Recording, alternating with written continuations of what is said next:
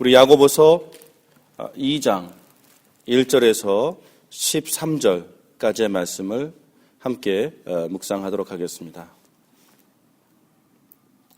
1절을 읽겠습니다. 내 형제들아, 영광의 주, 곧 우리 주 예수 그리스도에 대한 믿음을 너희가 가졌으니 사람을 차별하여 대하지 말라. 만일 너희 회당에 금 가락지를 끼고 아름다운 옷을 입은 사람이 들어오고 또 남루한 옷을 입은 가난한 사람이 들어올 때에 너희가 아름다운 옷을 입은 자를 눈여겨보고 말하되 여기 좋은 자리에 앉으소서 하고 또 가난한 자에게 말하되 너는 거기 서 있든지 내 발등상 아래에 앉으라 하면 너희끼리 서로 차별하며 악한 생각으로 판단하는 자가 되는 것이 아니냐.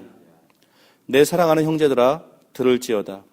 하나님이 세상에서 가난한 자를 택하사 믿음에 부요하게 하시고 또 자기를 사랑하는 자들에게 약속하신 나라를 상속으로 받게 하지 아니하셨느냐. 너희는 도리어 가난한 자를 업신여겼도다. 부자는 너희를 억압하며 법정으로 끌고 가지 아니하느냐. 그들은 너희에게 대하여 일컫는 바 그 아름다운 이름을 비방하지 아니하느냐. 너희가 만일 성경에 기록된 대로 내 이웃 사랑하기를 내 몸과 같이 하라 하신 최고의 법을 지키면 잘하는 것이거니와 만일 너희가 사람을 차별하여 대하면 죄 짓는 것이니 율법이 너희를 범법자로 정죄하리라. 누구든지 온 율법을 지키다가 그 하나를 범하면 모두 범한 자가 되나니 간음하지 말라 하시니가 또한 살인하지 말라 하셨은즉 내가 비록 간음하지 아니하여도 살인하면 율법을 범한 자가 되느니라. 너희는 자유의 율법대로 심판받을 자처럼 말도 하고 행하기도 하라. 긍휼을 행하지 아니하는 자에게는 긍휼 없는 심판이 있으리라. 긍휼은 심판을 이기고 자랑하느니라. 아멘. 오늘의 묵상은 그냥 우리가 방금 읽었었던 내용 그대로 아주 구체적이고 실제적인 어떤 행동 지침에 대한 말씀을 우리가 읽었습니다. 오늘의 주제가 뭡니까? 1절에 바로 나오죠. 사람을 차별하여 대하지 말라. 바로 이것이 오늘 말씀의 중심이 된다고 생각합니다. 사람을 차별하여 대하지 말라. 사실 인생은 차별입니다. 세상은 차별입니다. 구분입니다. 신분의 구분이 있고 성별의 구분이 있고 나이의 구분이 있고 사실 이 말씀은 사실 어떤 식으로 한번 생각해 볼 수 있느냐 하면 그냥 속으로 어쩌면 야고보가 한국 사람들에게 쓴 글이 아닐까. 이때 시대에 한국 사람들에 대해서 너무 잘 알고 있는 것 아니야? 라고 반문 해보고 싶을 정도로 정말 우리들에게는 더더욱 정말 가슴에 깊이 정말 그 도전이 되어지는 말씀이 아닌가 싶습니다. 뭐냐면 제가 말씀드렸듯이 특히 우리 한국인의 인생은 한국인의 삶은 차별이 중심이 되는 삶이기 때문에 그렇습니다.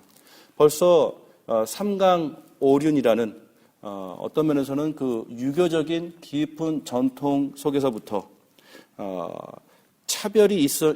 차별로 인해서 만들어진 사회에 우리가 아주 깊이 익숙하게 살아온 사람들이기 때문에 참 이런 면에서 오늘의 말씀을 우리가 어떻게 묵상해야 되는 것일까 정말 그런 고민과 또 깊은 관심을 가지고 오늘 말씀을 함께 묵상했으면 좋겠습니다.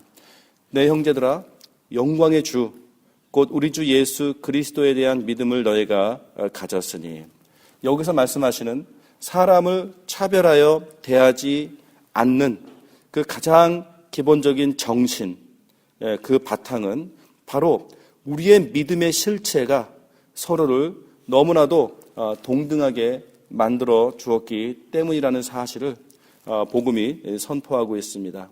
그렇습니다. 복음은 자유케 하는 놀라운 힘이 있습니다. 우리가 계속해서 묵상해 왔었던 그 신약의 그 바울의 서신들을 통하여서도 확인이 되어지는 것이 있죠. 복음 안에서는 유대인이나 헬라인이나 다시 말해서 유대인이나 이방인이나 차별이 없습니다. 남자나 여자나 차별이 없고요. 종이나 그 주인이나 자유인이나 차별이 없고요.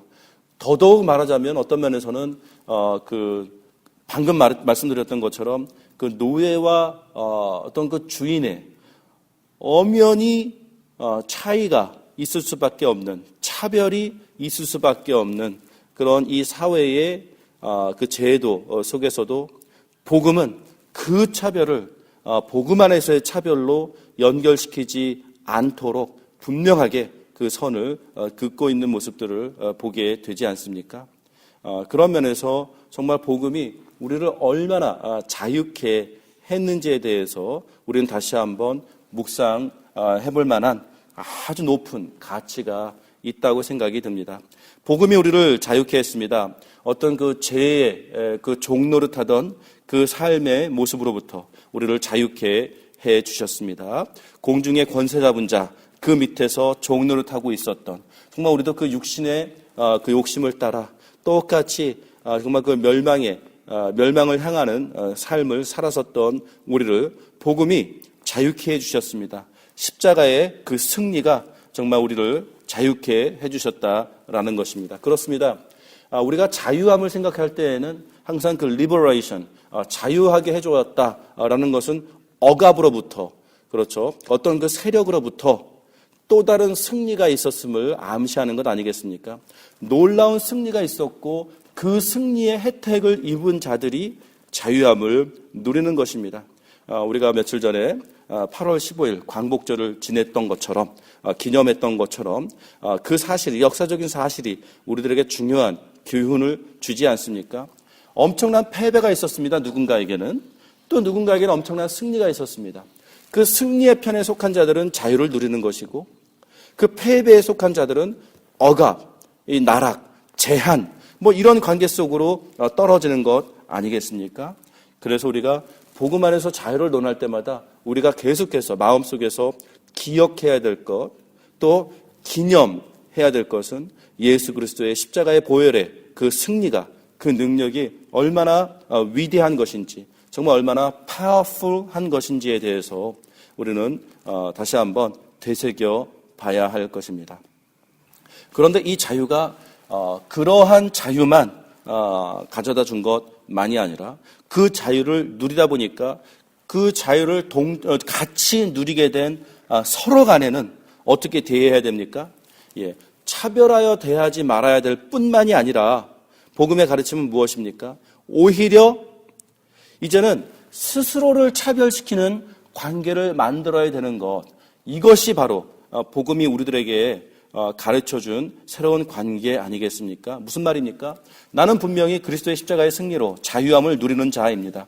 나는 해방된 사람이다라는 것입니다. 그러나 같은 해방된 사람들끼리 함께 모였을 때에는, 함께 자유한 사람들끼리 서로 모였을 때에는 어떻게 하라고요? 스스로를 낮추는 것, 그렇죠?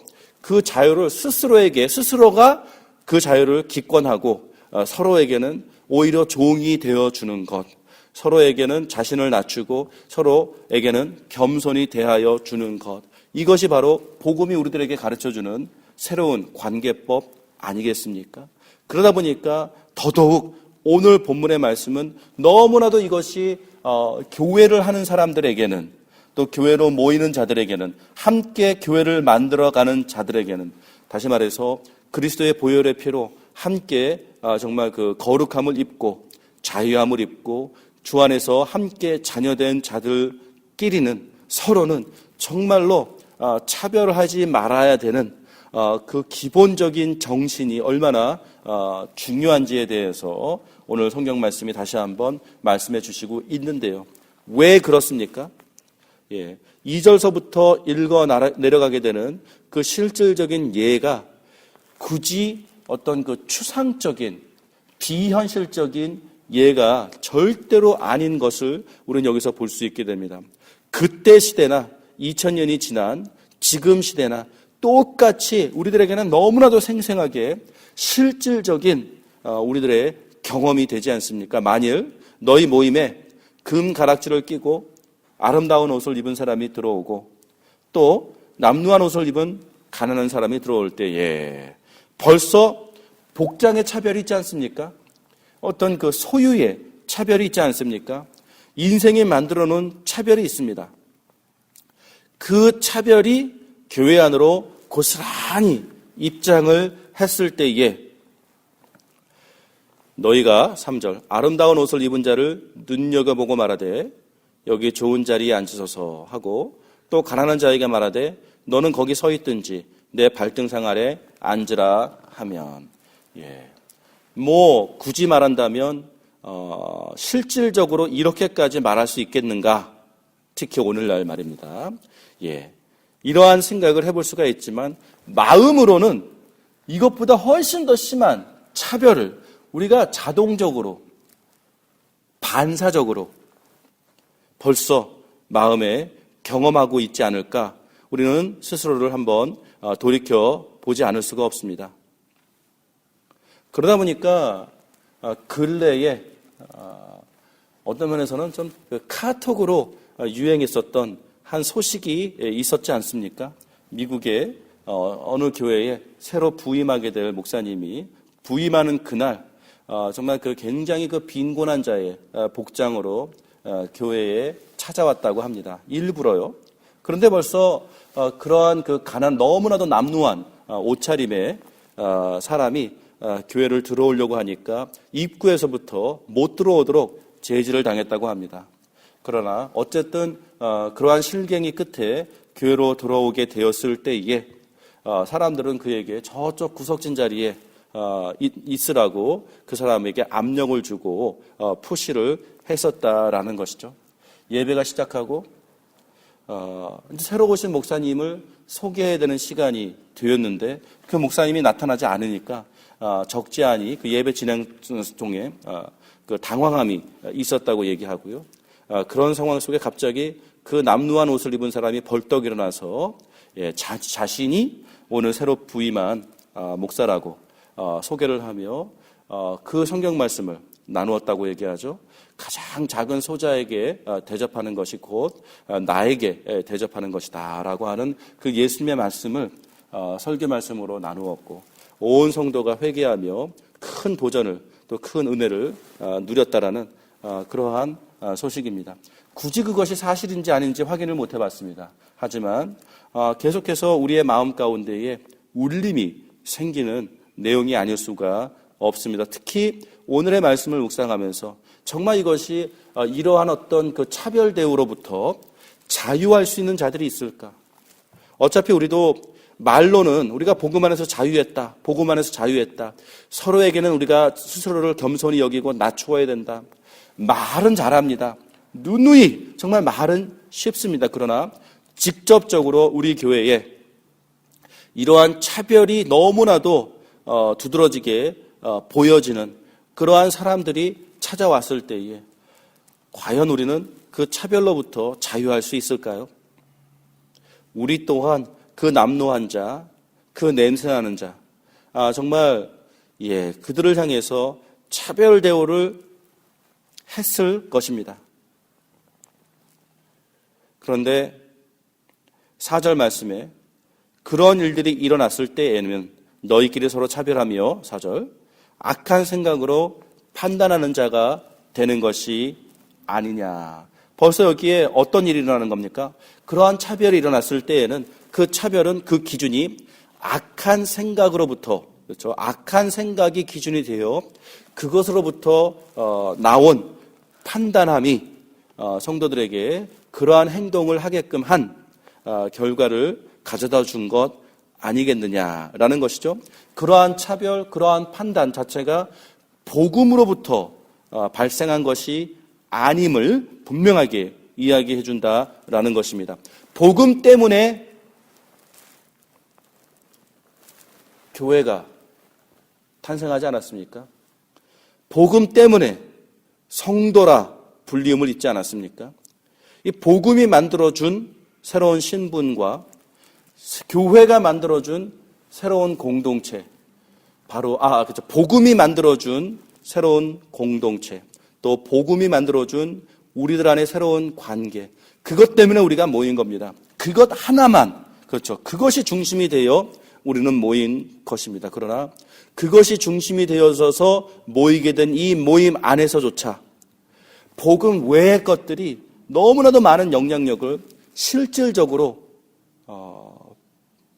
끼치며 우리는 그 모임을 갖고 있다라는 것, 이것이 정말 인생의 큰 모순이며 우리들을 긴장하게 해주는 우리들의 너무나도 생생한 현장, 현실이 아닐까 고민하지 않을 수가 없습니다. 그렇습니다. 다시 한번 말씀드리지만 복음 때문에 우리는 성도라 불림을 받았고 복음 때문에 우리는 교회란 곳으로 하나님께서 우리를 불러 모아주셨습니다. 우리의 모임 자체가 복음의 증거이며 우리의 관계 자체는 그 복음의 표현이 되어야만 하는, 정말 복음만이 우리들의 모임의 이유가 되며 복음만이 우리의 존재의 이유가 되어지는 그러한 놀라운 현장 속에 우리가 모여 있음에도 불구하고 복음이 아닌 것들에 의해서 우리의 마음이 지배를 받고 복음이 아닌 것들에 의해서 우리는 서로의 관계 속에서 아직도 그러한 영향력을 행사하며 우리는 교회로 모이고 있다는 것, 이것이 우리들의 너무나도 생생한 현장이며 현실이며 또 어쩔 수 없이 부끄러운 우리들의 현장이 아닐 수가 없습니다. 어떻습니까, 여러분? 정말 고민되지 않습니까? 복음이 모든 이유가 되어지는 우리의 삶의 현장 속에 복음이 아닌 것들로 너무나도 많이 영향을 받아서 복음이 아닌 것들로 서로를 차별하며 복음이 허락하지 않는, 복음 안에서는 감히 허락되어질 수 없는 것들에 의해서 우리는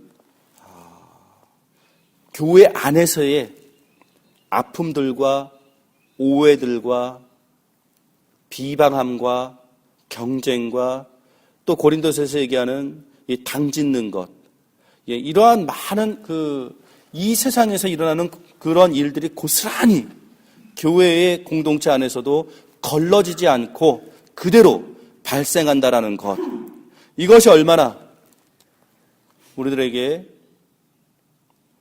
정말 회개해야 하는, 부끄러워해야 하는, 그럼에도 불구하고 사실은 너무나도 우리 현재의 모습을 잘 보여주고 있는 그런 무서운 모습이 아닐까 싶습니다. 그러다 보니까 교회가 손가락질을 당하게 되고 교회가 비난을 받고,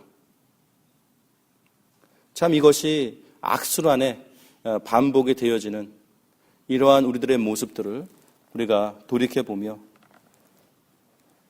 하나님 앞에 무릎 꿇어야 되는 너무나도 분명한 이유들을 우리가 오늘도 발견하게 되지 않나 싶습니다. 너희가 만일 8절 성경에 기록된 대로 내 이웃 사랑하기를 내 몸과 같이 하라 하신 최고의 법을 지키면 잘하는 것이거니와, 만일 너희가 사람을 차별하여 대하면 이것은 무엇이라고요? 9절에 차별 자체가 벌써 죄악이라는 것입니다.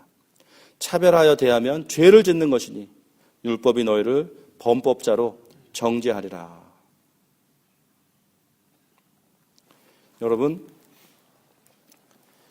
오늘은 이어지는 말씀도 분명히 우리가 묵상해야 할 만한 가치가 있지만 어떤 면에서 우리가 내일 또 묵상했으면 좋겠고요. 오늘은 그냥 서로가 우리의 가슴을 치며 탄식하며, 하나님 그렇습니다. 우리 안에 복음의 아닌 것들로 인하여 너무나도 우리의 모임을 오염시켜 놓았고 그것 때문에 우리가 서로 아파하며 그것 때문에 우리가 서로 정말 불편한 관계에 빠져버리게 된 우리 교회의 현실이 있습니다. 굳이 이렇게 얘기할 때에 혹자는 이 교회에 무슨 문제가 있나? 라는 생각을 하실 수도 있겠지만 그것이 아니라 오늘날 모든 교회를 향하여 하나님께서 지금 이 말씀을 주신다 저는 정말 확신합니다. 이러한 어떠한 그 경고로부터 자유할 수 있는 교회가 이 땅에 과연 있겠습니까? 그러한 면에서 성도라면 정말 이 말씀을 붙잡고 고민하며 어떻게 하면 우리 교회가 정말 복음의 이유가 된 그 모임임을, 그 현장임을, 그 결과물임을 우리의 관계 속에서, 우리의 모임 속에서 과연 그 증거물로 보여줄 수 있는지 함께 고민할 수 있는 우리 성도들이 되기를 주님의 이름으로 축원합니다. 함께 기도하겠습니다.